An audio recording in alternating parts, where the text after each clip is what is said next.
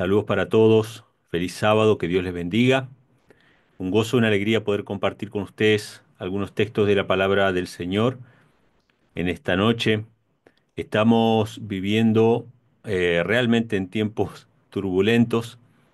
Eh, no termina de suceder algo que sucede otra cosa y otra y otra. Y, y bueno, no estamos quizá preparados para tantas noticias. Cuando preparaba el tema para hoy, iba a hablar, de hecho voy a hablar acerca de la separación de iglesia y Estado. Ese es el tema que vamos a tocar el día de hoy. Sin embargo, obviamente sucedieron cosas en el interín que fueron,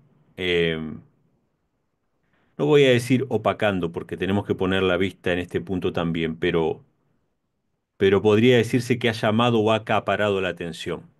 Y obviamente me estoy refiriendo puntualmente al tema de la elección del nuevo obispo de Roma, ¿sí? Que fue em, León XIV. León XIV.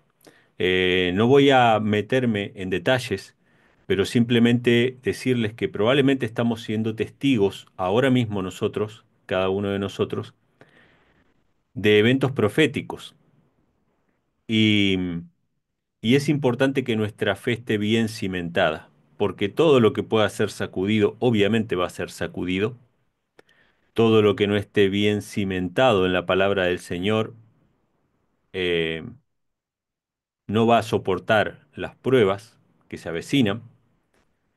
Y cuando hablo acerca de pruebas, hermanos, tenemos que aprender que nuestra mente se va muy lejos. Nuestra mente se va muy lejos en el tiempo, en el espacio. Empezamos a imaginar cosas y las pruebas son cada día.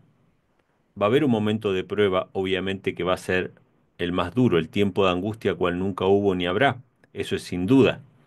Que si Dios nos da vida, porque ese es otro punto, no sabemos eh, cuánto nos queda de vida a cada uno, pero si Dios nos da vida, probablemente algunos de los que estemos aquí atravesemos ese tiempo de prueba. Pero hoy mismo, hoy día, nosotros tenemos que edificar nuestro carácter, edificar nuestra fe, fortalecerla en la palabra del Señor, hacer nuestras todas las promesas de la palabra de Dios y sobre todo saber en quién hemos creído y en qué creemos como adventistas del séptimo día. Eh, no es extraño ver, y lo hemos visto, cada uno de ustedes tendrá su propia experiencia, hemos visto cómo hermanos de la iglesia, hermanos de la fe de años, al enfrentar una situación trágica o al enfrentar una situación traumática o al perder un sustento o al perder un trabajo o enfrentar diferentes circunstancias, han abandonado la fe. Y podríamos decir que fueron pequeñas brisas que soplaron y han abandonado la fe. Probablemente alguno de ustedes que me está escuchando también en algún momento pensó o se le cruzó por la cabeza decir, vale la pena esta espera, vale la pena esta lucha que tenemos a diario contra el yo, vale la pena. Y todos aquellos que no tengan su fe fundada en las escrituras, cuando los vientos soplen, van a, van a aflojar, van a perder la fe, se van a escandalizar, como dijo Jesús, ¿no? Cuando Juan el Bautista le mandó a preguntar si él era el Mesías que había de venir o si había que esperar a otro, Jesús dijo, bienaventurado el que no pierda su esperanza en mí. Es importante, hermanos, que fortalezcamos nuestra fe. Em, Estuve escuchando algunos análisis, nosotros mismos hemos presentado un programa en nuestra radio sobre el tema del nuevo Papa, las características que tiene, etcétera, y, y podemos especular sobre muchas cosas. Creo que muchos de nosotros hubiésemos apostado a que realmente el Papa Francisco iba a llevar a cabo la agenda profética, que está en las Escrituras. Podríamos haberlo apostado. Estoy seguro de que más de uno esperaba que el Papa jesuita fuera quien cumpliera las profecías. Y lo mismo podría pasar ahora. Podríamos confiarnos en que hay ciertas características que señalan, ¿no?, el cumplimiento profético, pero como todo hay que esperar y hay que ver. Y el Señor evidentemente no retarda su promesa, como algunos la tienen por tardanza, sino que es lo que nosotros tendremos que empezar a hacer, hermanos, y aprender a hacer. Es paciente para con nosotros, no queriendo que ninguno perezca, sino que todos procedan al arrepentimiento. La hora de Dios siempre está dispuesta. Dios no tiene problema con eso. El que no está preparado es su pueblo. Los que no estamos preparados somos nosotros. Pero la tormenta se pudo haber precipitado quizás hace mucho tiempo. Hubo muchas oportunidades en que las cosas parecían haber estado bien dispuestas y podríamos ir hasta la época de León XIII. En la época de León XIII, en los Estados Unidos, se presentó un proyecto de ley dominical y fue detenido por intervención de uno de nuestros pioneros que fue a presentar defensa de la libertad de conciencia y de la separación de Iglesia y Estado, que es lo que vamos a hablar hoy, en el Congreso. Y se retuvieron los vientos, pero que las cosas estaban dispuestas. Vaya que si lo estaban dispuestas. Entonces, tenemos que aprender nosotros, hermanos, a vivir un día a la vez, a confiar en la palabra, a vencer en pequeñas batallas, a lograr pequeñas victorias. Y hay algo que tenemos que desarrollar, que es lo que Dios tiene como característica, como, como algo esencial de su carácter, que es la paciencia. Dios no retrasa su promesa, sino que Él es paciente con nosotros. Y nosotros tenemos que aprender a ser pacientes, porque los que van a vencer son aquellos que tengan la paciencia de los santos, ¿sí? Y esa paciencia la desarrollamos cada día, y cada día enfrentamos problemas, frustraciones, tentaciones, eh, cosas similares, ¿sí? Pero bueno, eh, vamos a meternos directamente en el tema, fuera de toda la introducción. El título para hoy es El fin de la separación de Iglesia y Estado y está basado puntualmente en una noticia que sucedió la semana pasada. Fue el 1 de mayo, obviamente la noticia de la nueva elección del Papa es algo que rompe todos los esquemas, pero no tenemos que dejar de mirar esta noticia que sucedió unos días antes. Esto fue el 1 de mayo del año 2025. El presidente Donald Trump firmó una orden ejecutiva que establece la Comisión Presidencial sobre Libertad Religiosa. Ustedes saben cómo es el presidente Donald Trump. Es una persona que es, eh, algunos dicen que o lo amas o lo odias, y otros dicen que o lo odias o no lo odias, pero nunca lo amas, ¿sí? Esas son las definiciones que he escuchado sobre Donald Trump. Pero es una persona que es muy, muy directa con muchas cuestiones. Y él armó una comisión sobre libertad religiosa. La ceremonia tuvo lugar en el Jardín de las Rosas de la Casa Blanca durante el evento del Día Nacional de la Oración. La comisión será presidida por el vicegobernador de Texas, Dan Patrick. Ustedes saben que Texas, o Texas, es un estado bien conservador, bien de derechas, podríamos decir también, y dice que su objetivo principal es elaborar un informe exhaustivo sobre las amenazas actuales a la libertad religiosa y proponer estrategias para fortalecer su protección en Estados Unidos. Todas estas cosas que estoy mencionando son noticias que salieron verificables. Se creó esta comisión para proteger la libertad de conciencia. Y acá viene un dilema, que es el gran dilema de todos los gobiernos y de todos los estados, que tiene que ver con que la mejor manera de proteger la libertad, en todo sentido, la libertad de comercio, la libertad religiosa, la libertad de expresión y todo ese tipo de cosas, la mejor manera de proteger todas esas libertades es minimizando la influencia del Estado. El Estado es el gran enemigo de la libertad, ¿sí? Tiene su función, lo vamos a ver ahora, pero cuando excede sus funciones básicas para lo cual existe el Estado, se vuelve un enemigo de la libertad. Entonces pasa esto en el comercio, pasa esto en la educación, en la salud, en todo. Ustedes han visto lo que son las intervenciones estatales en la educación, en la salud, en el comercio. Cada vez que el Estado interviene en cualquiera de estos aspectos, le quita libertad a unos o a otros, ¿sí? Entonces, lo mejor que podría hacer Donald Trump para proteger la libertad es no crear ninguna comisión, ni pagar ningún funcionario, ni establecer ningún reglamento, sino que justamente dejar que cada uno sea libre de creer, predicar y expresarse como quisiera. Esta es la gran contradicción que sucede en todas partes del mundo. Em, cuando, cuando los Estados Unidos, no solamente Estados Unidos, sino en todos los países del mundo quisieron proteger la salud de la gente, ¿qué pasó cuando quisieron proteger la salud de la gente? Violaron su libertad, los encerraron, los obligaron a recibir medicamentos que muchos de ellos no querían.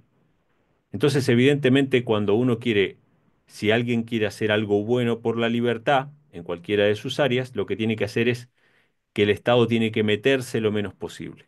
Entonces, crear una comisión para proteger las libertades religiosas, evidentemente lo único que va a hacer es limitar las libertades religiosas, porque ahí van a haber una serie de personas encargadas de verificar, de cuestionar, a ver cuándo hay discrimen religioso, cuándo hay un discurso de odio, cuándo hay esto y cuándo hay lo otro, y penalizar justamente esas actividades que pueden ser catalogadas cualquiera. Lo que nosotros estamos predicando hoy, lo que venimos predicando hace 100 y pico de años, puede ser catalogado como discurso de odio. Porque si alguien dice que la Gran Ramera de Apocalipsis es una institución religiosa que sigue vigente hasta el día de hoy, cualquiera lo podría catalogar como delito de odio. Y por lo tanto esa Comisión de Libertad Religiosa podría penalizar a aquellos que están diciendo que otra religión es satánica o algo por el estilo. Entonces, evidentemente esto no es algo bueno, ¿sí? En esa misma ceremonia, durante el mismo evento que sucedió el 1 de mayo, Trump expresó su escepticismo respecto al principio constitucional de la separación entre la Iglesia y el Estado y dijo las siguientes palabras. Presten atención a lo que dijo Donald Trump. Dicen que hay separación entre la Iglesia y el Estado. Dice, está bien, olvidémonos de eso por un momento. O sea, el presidente de los Estados Unidos, que es alguien que profesa defender la libertad religiosa, dice que los norteamericanos deberían olvidarse por un momento del principio de separación entre iglesia y Estado. Obviamente que los cristianos de Estados Unidos no están a favor de la separación de iglesia y Estado. Nunca lo estuvieron. Si ustedes leen la historia de las primeras colonias norteamericanas, esto está en el conflicto de los siglos, no le estoy diciendo otros libros, otros materiales. La misma Elena G. White cuenta esto en el conflicto de los siglos, cuenta la historia de Rogelio Williams, que la habrán escuchado mencionar. Rogelio Williams que funda la colonia o lo que fue el estado de Rhode Island en Estados Unidos, que fue el primer estado con verdadera separación de iglesia y Estado y verdadera libertad de conciencia. Porque en las otras colonias, los que llegaban, ya sean puritanos o lo que fuera, que eran cristianos protestantes, imponían la religión por la fuerza, ¿sí? Y hasta el día de hoy existe legislación dominical que viene de aquella época. La legislación dominical que obligaba a la gente a ir a la iglesia los domingos viene de aquella época, de las primeras colonias. Ellos creaban estados religiosos, ¿sí?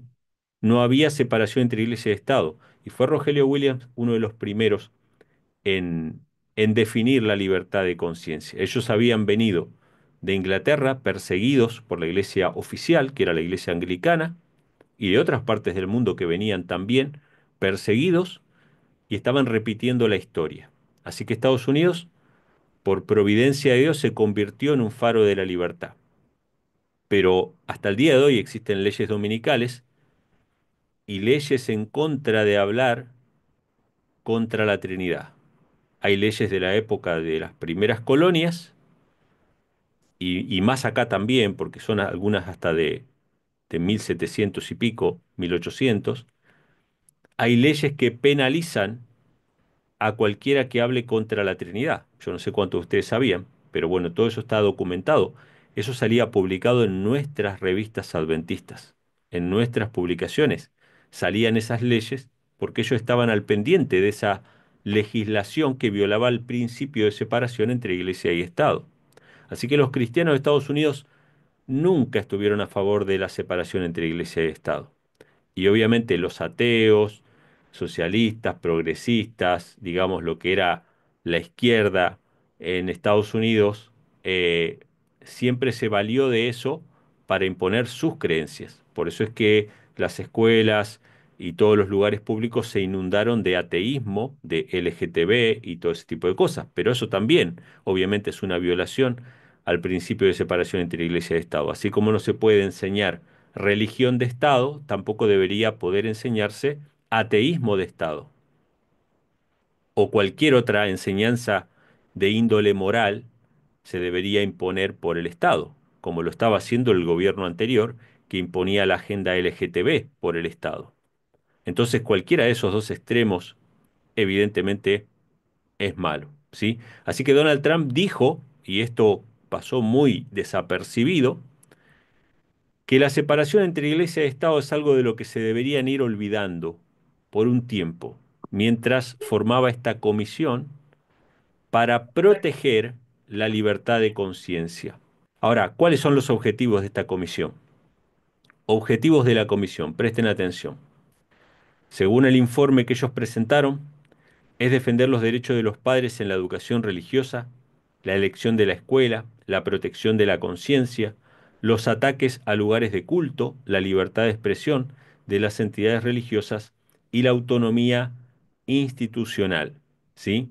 Ahora, la comisión también asesorará a la Oficina de Fe de la Casa Blanca. Recuerden que una de las primeras medidas que tomó Donald Trump fue crear una oficina de fe, una cosa una cosa bien extravagante, que nunca, pienso yo, nunca existió algo por el estilo en los Estados Unidos. Esa oficina de fe estaba dirigida por la pastora, a la cual Donald Trump, digamos, sería como una especie de feligrés. Creo que ella misma le predicó supuestamente a Donald Trump. Es una pastora de la prosperidad. Probablemente Donald Trump tenga pocos intereses espirituales en ese sentido, pero esta pastora pasó a ser parte de una comisión, de una nueva oficina gubernamental llamada la Oficina de Fe de la Casa Blanca. Dice que esta comisión le va a rendir cuentas a esa oficina y al Consejo de Política Nacional sobre posibles acciones ejecutivas o legislativas para proteger las libertades. O sea, yo lo voy a poner de esta manera, hermanos, para que ustedes entiendan. La ley ya penaliza el robo, la difamación, la violencia de todo tipo, el asesinato, el daño a la propiedad. Si alguien hace un grafiti en una iglesia, puede que la persona que hizo el grafiti no es que odie a los cristianos, pero igual está dañando la propiedad. La ley ya contempla esas cuestiones. Pero si se va a legislar por encima de eso, para proteger supuestamente, ahí ya hay una comisión que va a determinar cuándo ese es un delito de odio y cuándo no. Evidentemente, el objetivo es ir más allá de lo que la ley ya garantiza. La ley ya garantiza la protección de la propiedad. La ley ya garantiza la protección de la vida y la libertad de expresión. No hay que legislar más nada. pero cada vez que el Estado quiere entrometerse en todos estos asuntos es justamente para restringir a algunos grupos, ¿sí? Dice, además de Dan Patrick, ¿sí? Que va a ser miembro de esta comisión, hay alguien más asignado allí, una persona muy conocida probablemente para muchos de ustedes. Se llama Doctor Ben Carson, que forma parte de esta comisión para proteger la libertad religiosa. Además de Dan Patrick, Ben Carson, también hay un cardenal, el cardenal Timothy Dolan, el obispo Robert Barron, la pastora Paula White, que es la pastora que ha asesorado a Donald Trump, la que le mencionaba recién, un rabino y un doctor también, que forman parte de esta comisión. Entre todos estos referentes religiosos se encuentra un adventista del séptimo día. Y acá viene la cosa, porque esto es lo que llamó mi atención, por lo menos cuando vi la noticia. Yo no sé cuántos de ustedes saben quién es Ben Carson. Yo creo que todos ustedes lo deben conocer. Hay libros en nuestra iglesia. Creo que uno de sus libros, o el libro que cuenta la historia de su vida, creo que se llama Manos Consagradas o algo así. Recuerdo haber leído porciones de ese libro hace muchos años atrás, pero también he visto una película que se hizo sobre la vida de Ben Carson, porque Ben Carson era una persona humilde, una persona pobre, que tuvo que remarla bien desde abajo, empezar desde cero, y él llegó a cumplir su sueño, y el sueño que le infundió su madre, de llegar a ser una persona que salvara vidas a través de la medicina, y él llegó a ser un neurocirujano muy reconocido en los Estados Unidos. Ustedes pueden ver su película y conocer un poco su historia o leer el libro.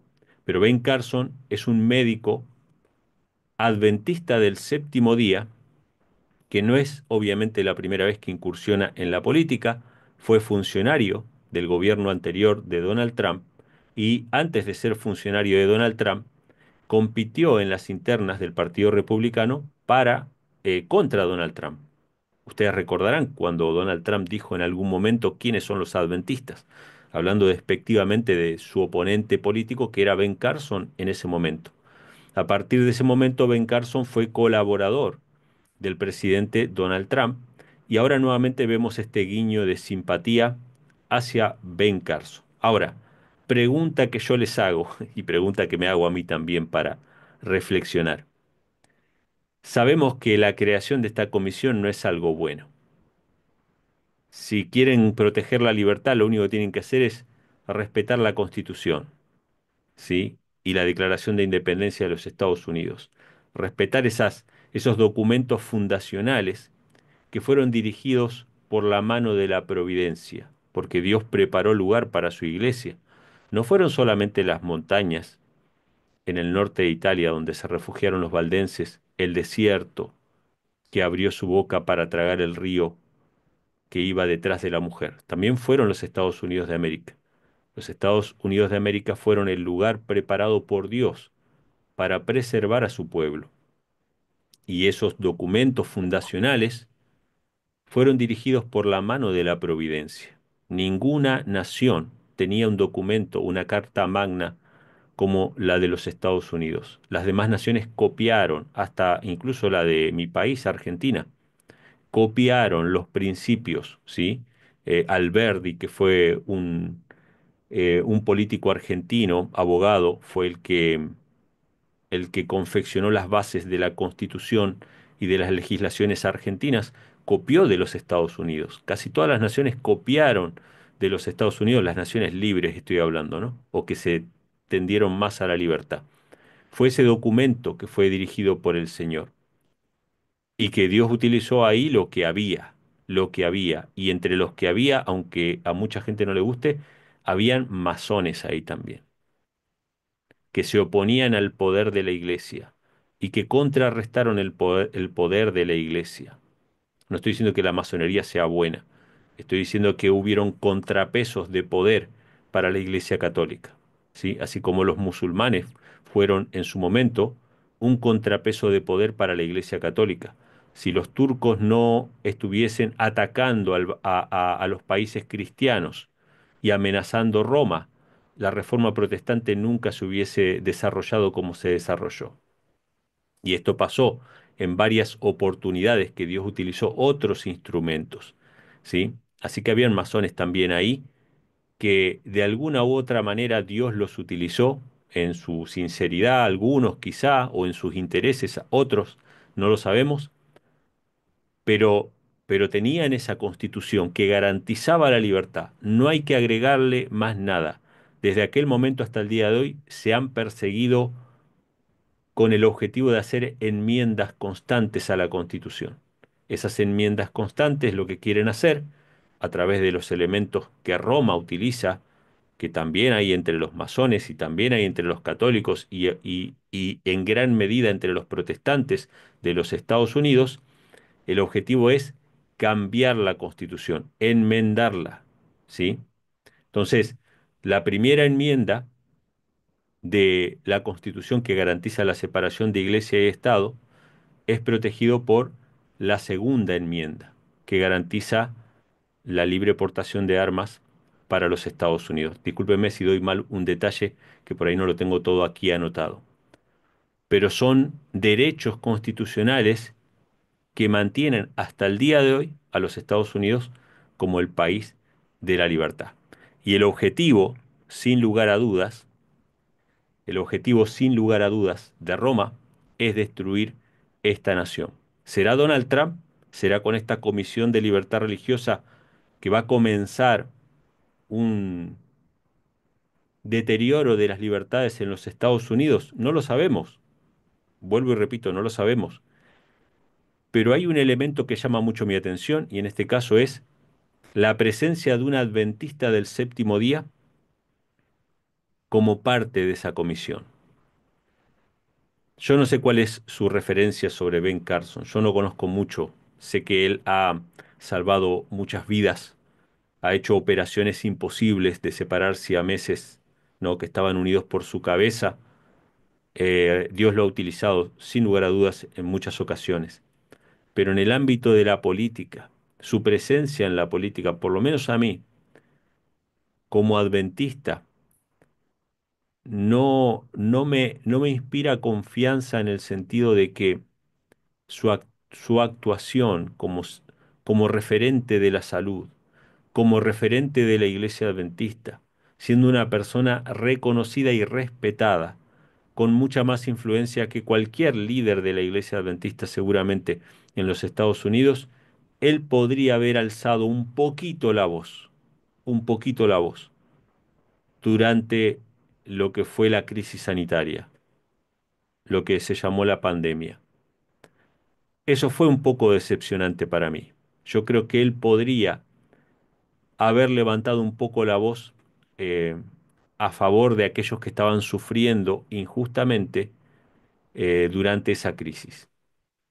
Entonces, en ese sentido, estoy un poco decepcionado. Pero Dios lo tendrá a Ben Carson como un Mardoqueo, como una reina Esther en el palacio del rey para proteger los intereses del pueblo judío.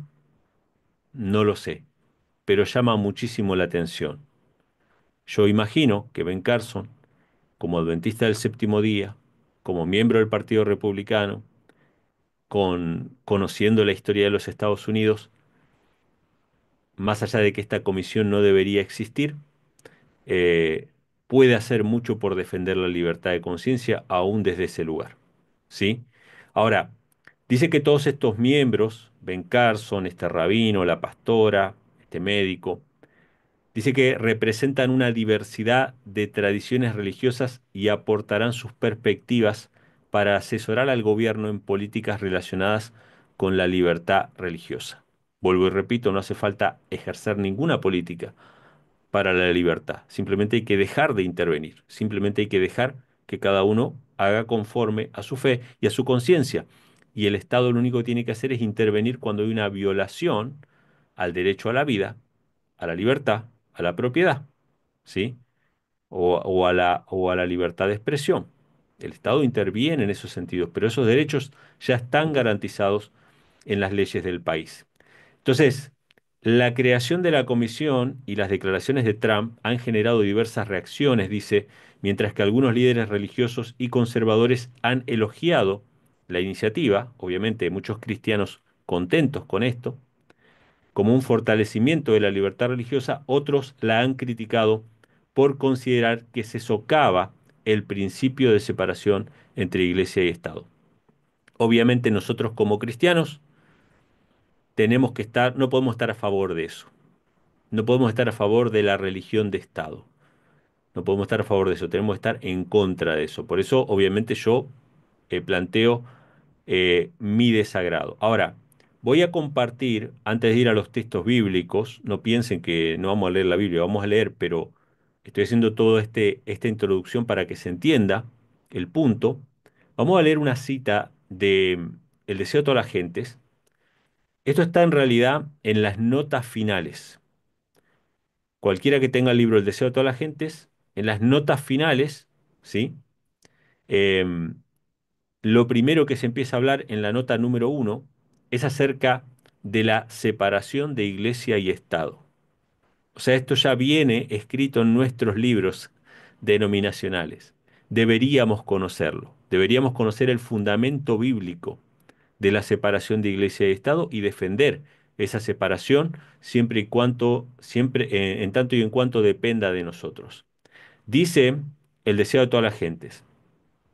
La iglesia en su propia esfera es de ordenación divina, el cuerpo de Cristo, el templo de Dios, la plenitud de aquel que hinche todas las cosas en todos, y deriva su poder y su autoridad y su dirección de Cristo su cabeza. ¿Sí? La iglesia es de ordenación divina y deriva su poder de su cabeza que es Cristo. Como todos los afectos e intimidades de la esposa deben reservarse para el esposo solo, de entre todos los hombres, así también debe relacionarse la iglesia con Cristo. Ha de guardarse para él como casta virgen para siempre. O sea, la iglesia, si es la iglesia de Cristo, tiene una cabeza que es su esposo y nada más que su esposo, y se tiene que reservar casta y virgen solamente para su esposo. ¿Sí? Ninguna alianza, cortejo, ni vínculos, ni acuerdos, ni compromisos puede existir entre ella y las potestades de la tierra.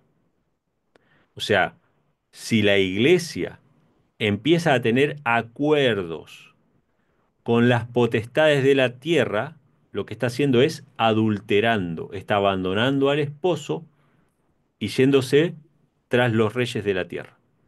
¿Sí?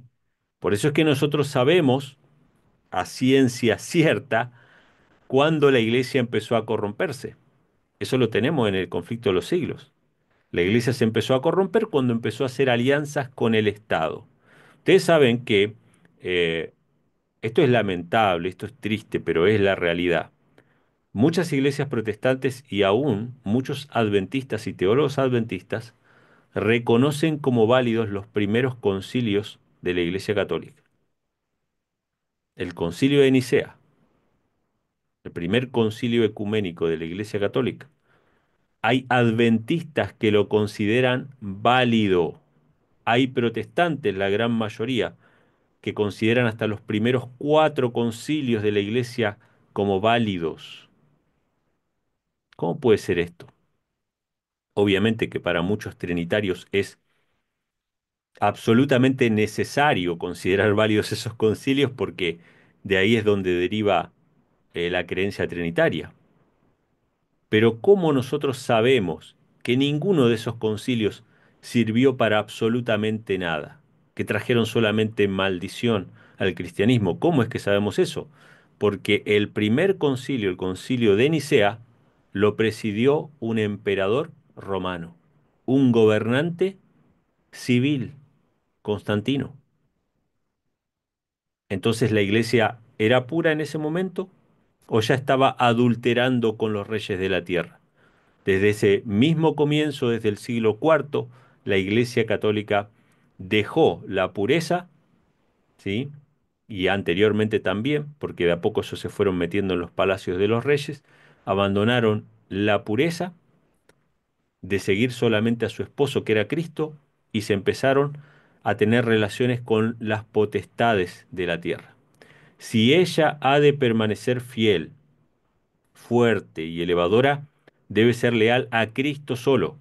Sus propósitos en la tierra es llevar a las almas a la perfecta y divina unión con Cristo que ella misma posee.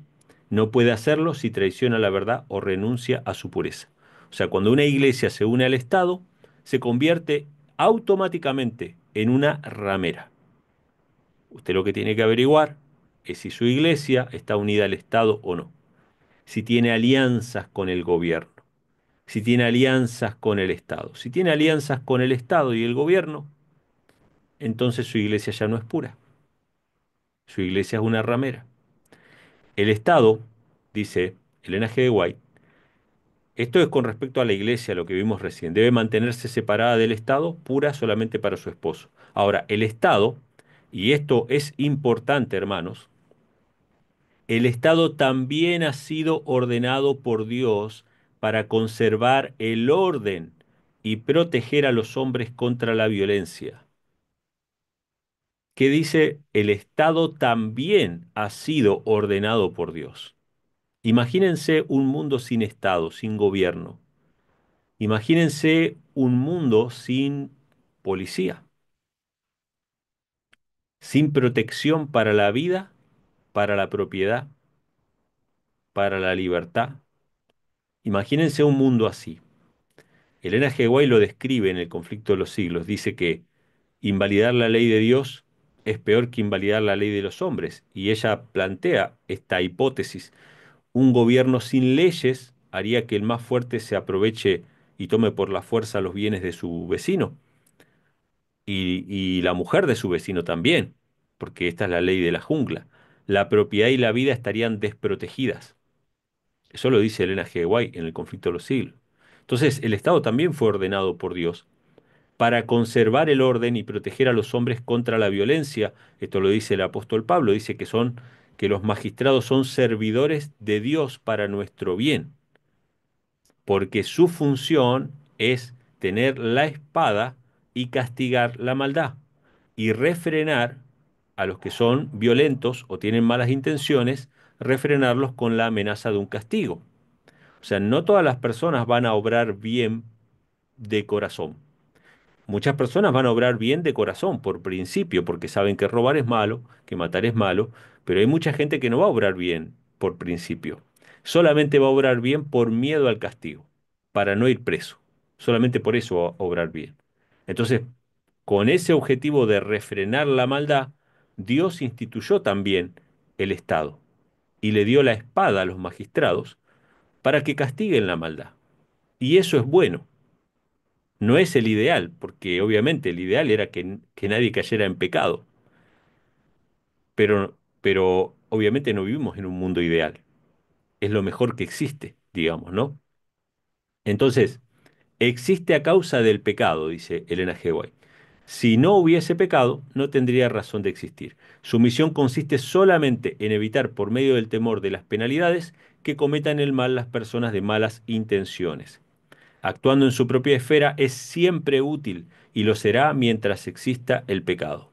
O sea que el Estado, mientras actúa en su propia esfera de contener la maldad, de refrenar la maldad, siempre es útil y va a ser útil hasta mientras que exista el pecado, ¿sí?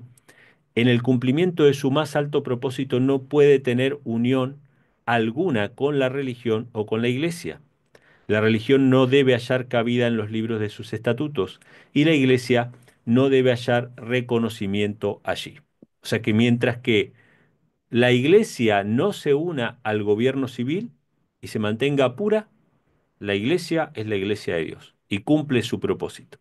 Mientras que el Estado se mantenga en su función y en su esfera solamente para castigar la maldad, para proteger la vida y la propiedad y la libertad, el Estado cumple su función y es útil, ¿sí?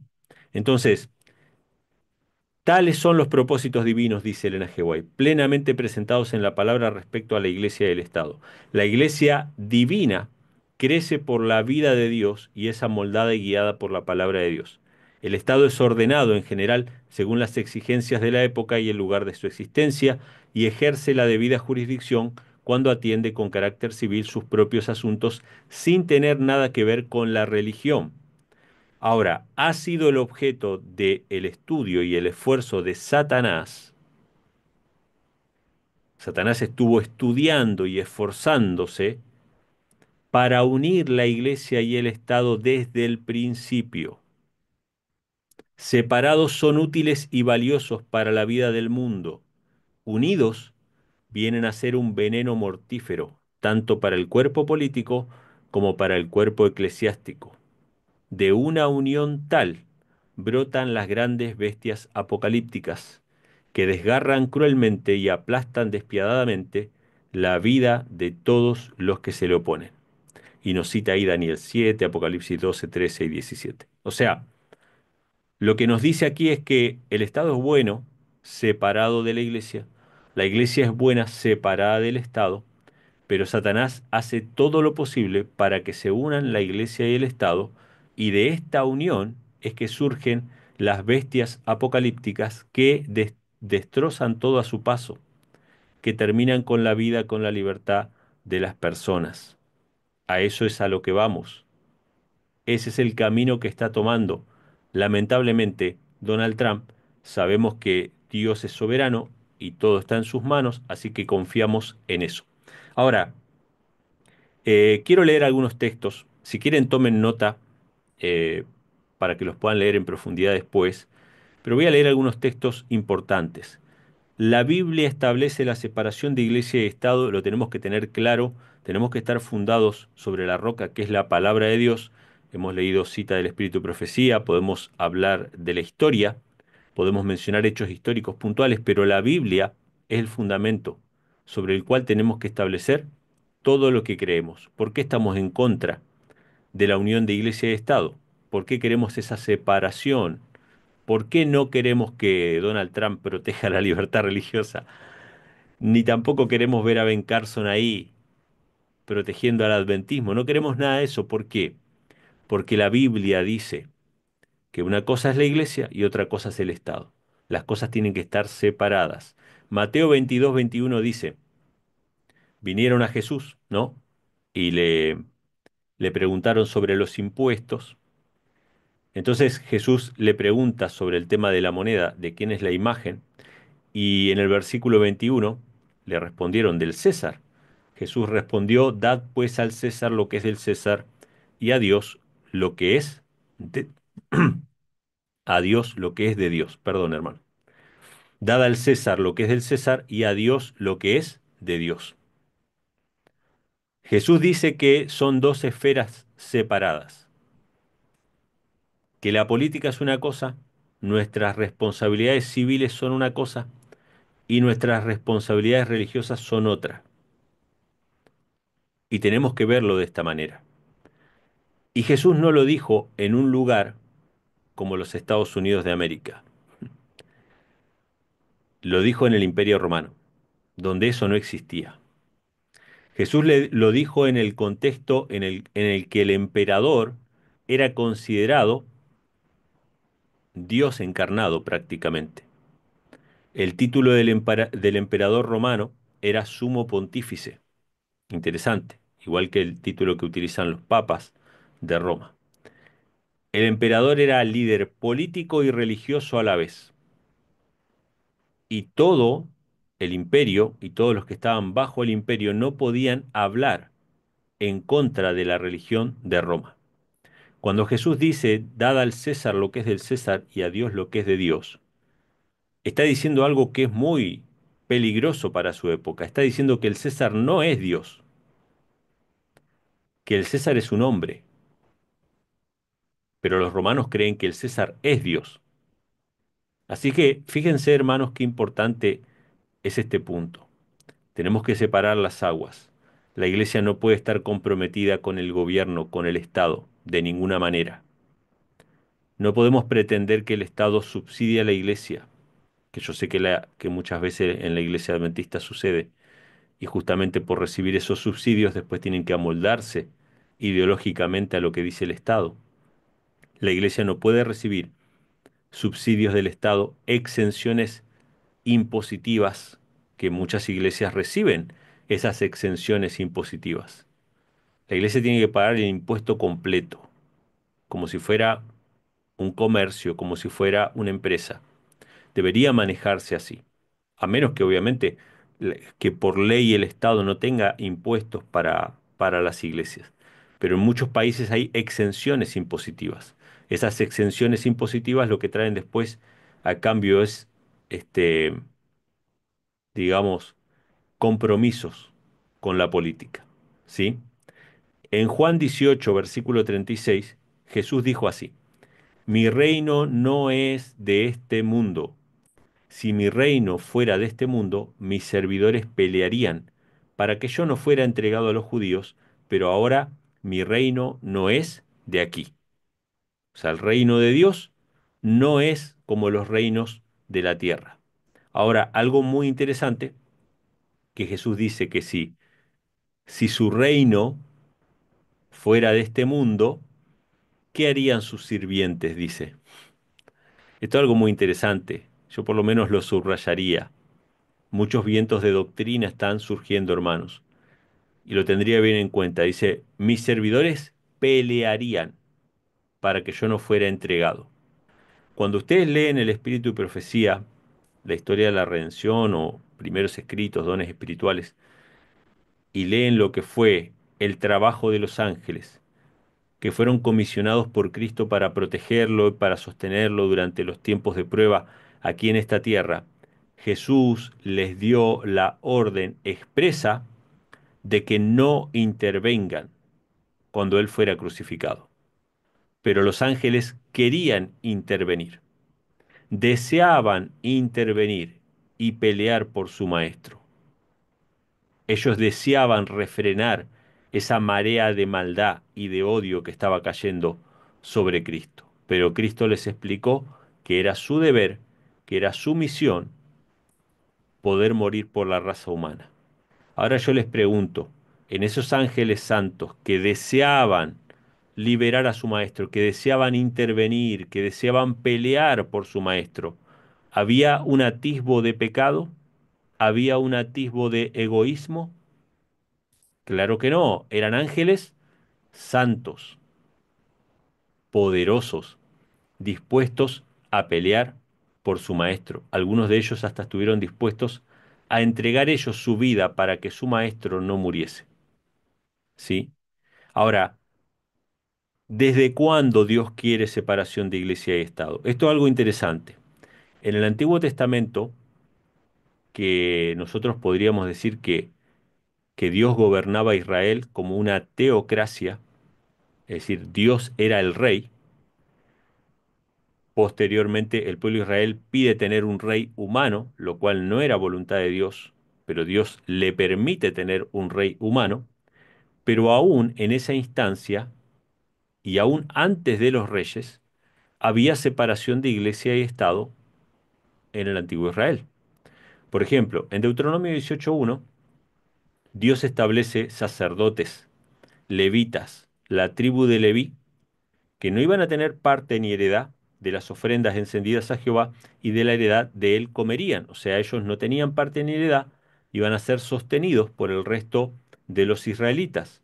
Y en Éxodo capítulo 18, versículos 21 al 22, también fueron ordenados jueces o caporales, como dicen algunas versiones, pero eran los jueces que estaban puestos sobre 1000, sobre 100, sobre 50 y sobre 10, los cuales iban a juzgar al pueblo en todo tiempo.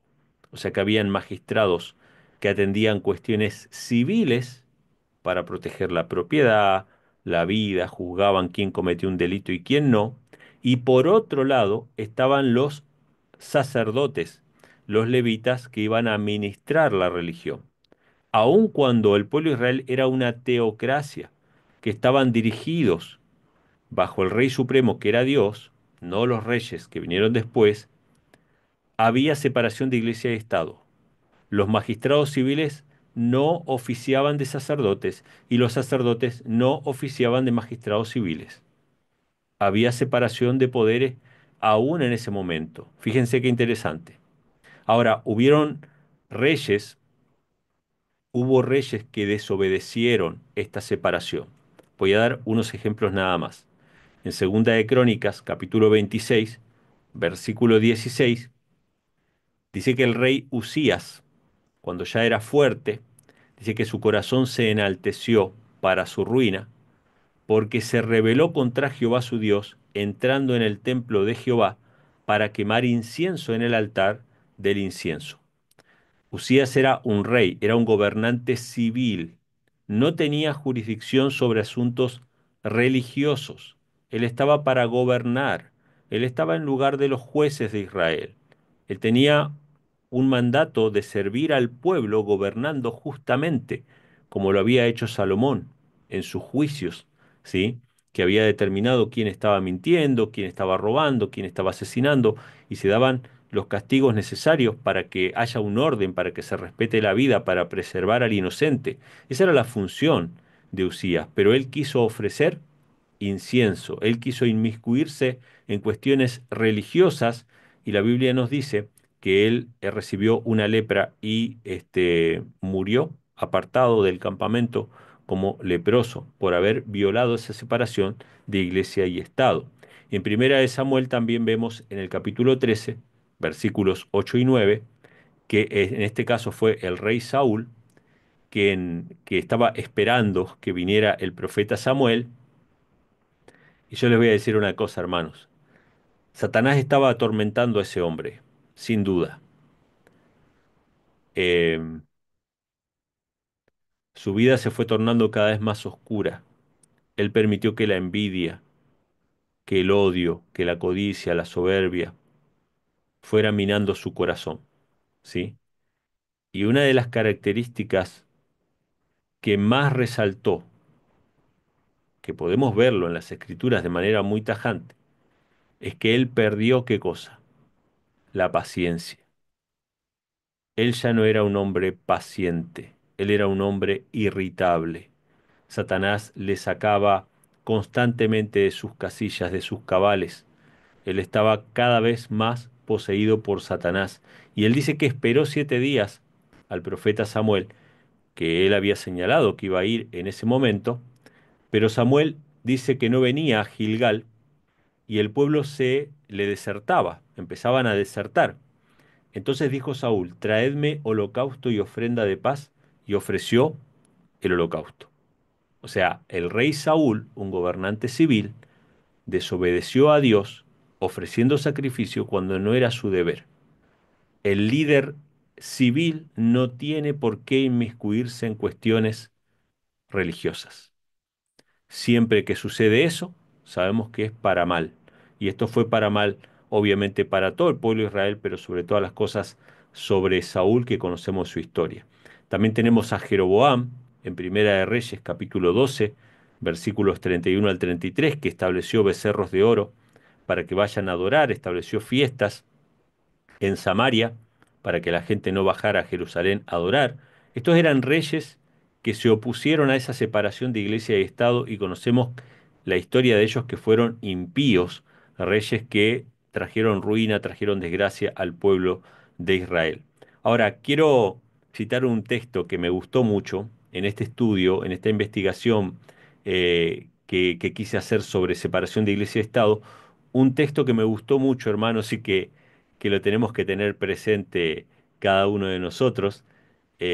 A mí me ha tocado en más de una oportunidad tener que citar estas palabras de Jesús, porque la gente piensa que el, el predicador o el pastor o el ministro puede dirimir asuntos civiles.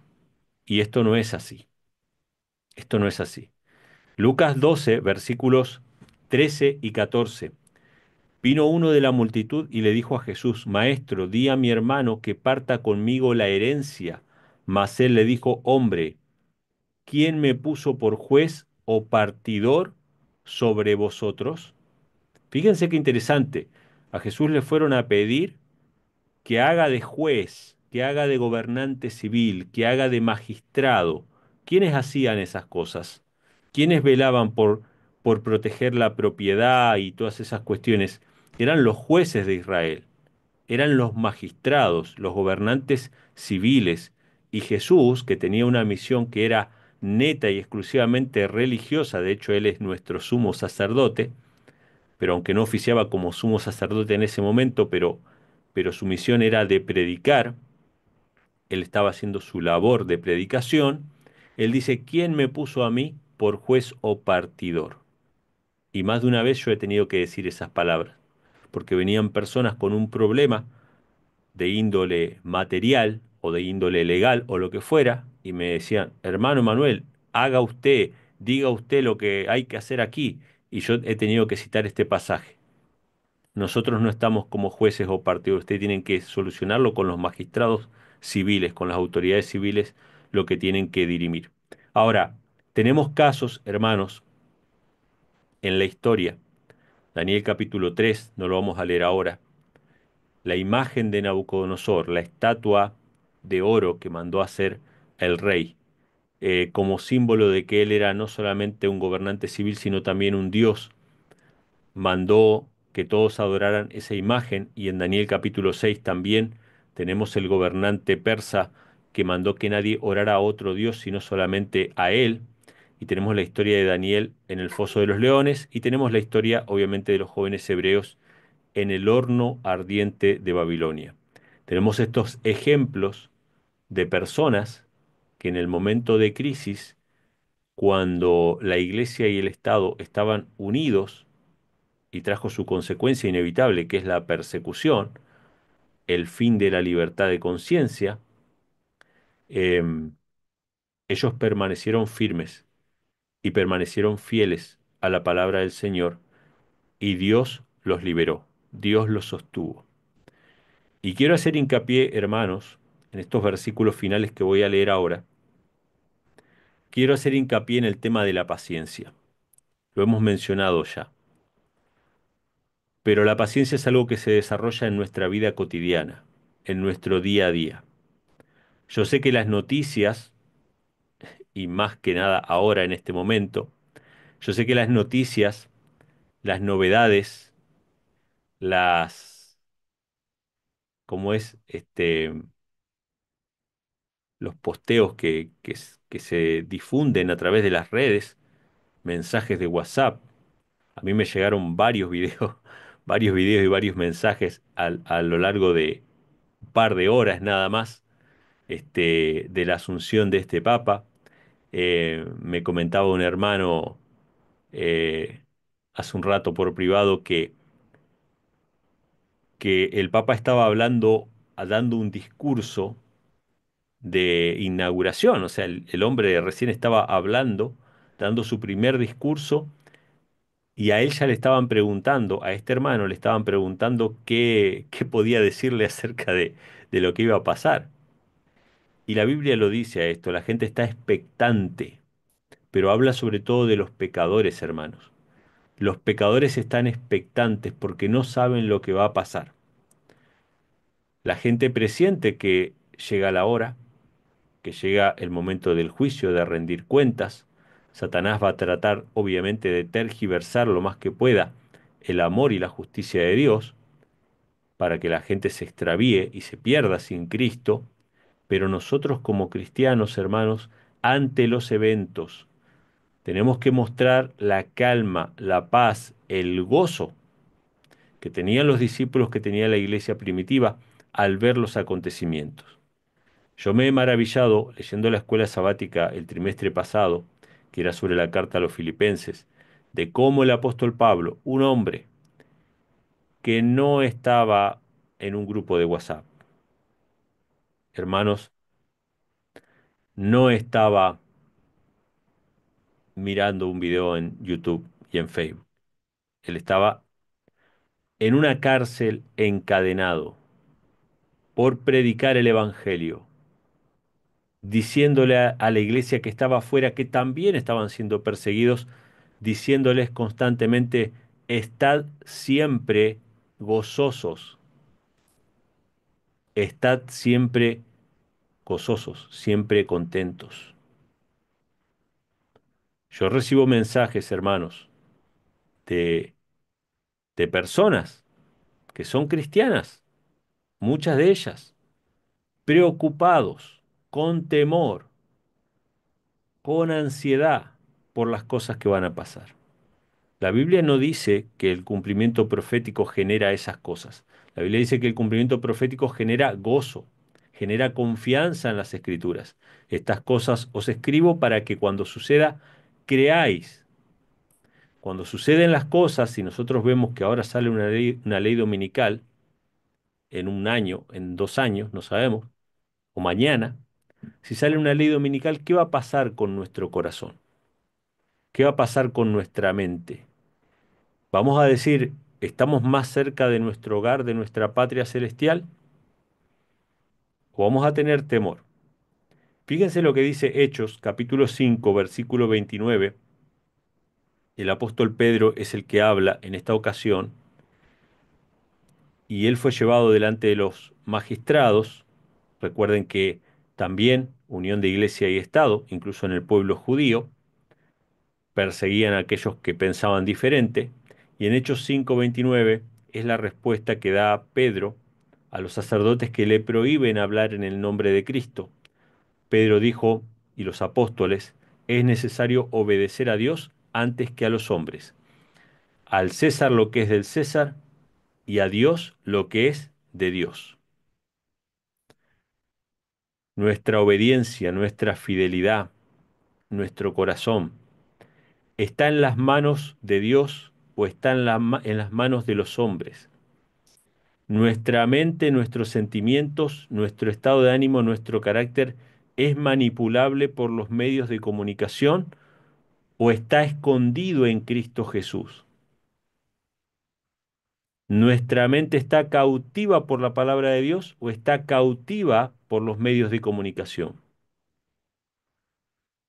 Hermanos, esto es algo que tenemos que revisar nosotros como iglesia. El hermano Frederick hizo un video en su canal, lo pueden ver, creo que se llama La cura contra el sensacionalismo o algo así.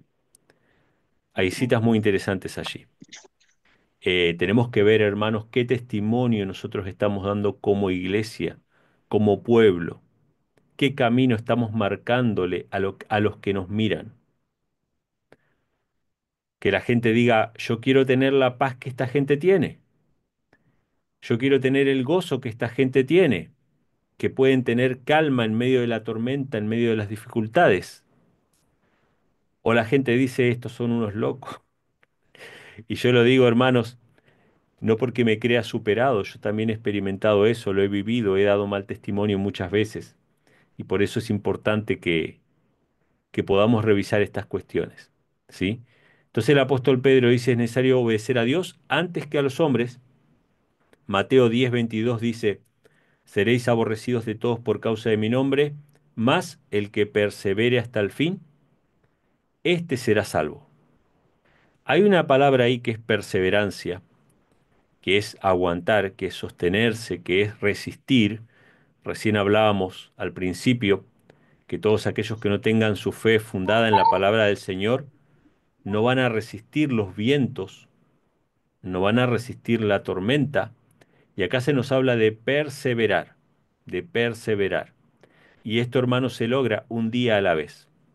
Un día a la vez consagrarnos al Señor, un día a la vez buscar el pan de la palabra del Señor, buscar a Dios en oración, escondernos en Él.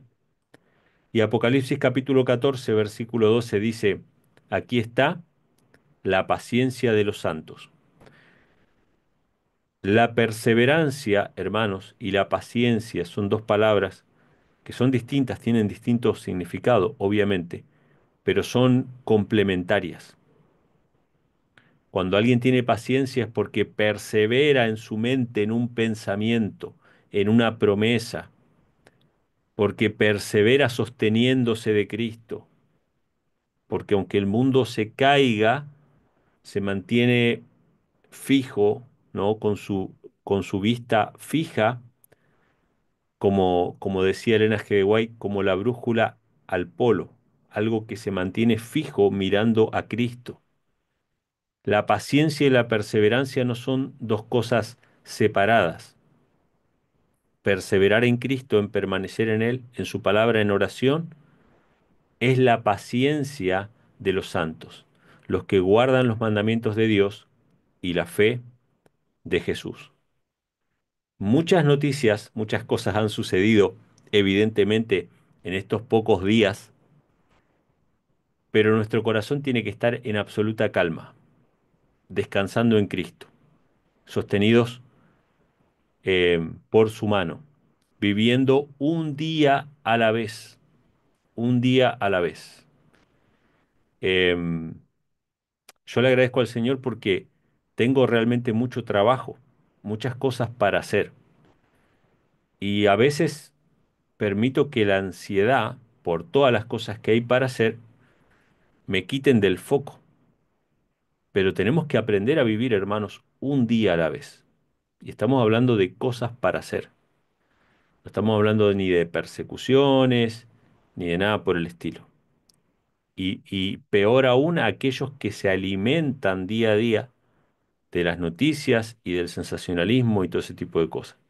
Si usted no está lo suficientemente nutrido y alimentado por la palabra del Señor y por la oración, cuando usted abra su telefonito y empiece a ver noticias, Satanás le va a quitar el gozo de la salvación y le va a quitar la paz que sobrepasa todo entendimiento. Pero si usted está consagrado día a día al Señor, buscando el rostro del Señor cada mañana, en su palabra y en oración, pueden estar cayendo meteoritos ahora ahí por la ventana, usted los puede ver, y usted va a estar gozoso de que el día del reencuentro con nuestro Dios está cercano. Son dos formas, obviamente, de encarar la situación. Esperemos estar dentro de los que tienen la paciencia de los santos. Hermanos, eso era lo que quería compartir con ustedes. Que Dios les bendiga y les siga acompañando en el resto de este sábado.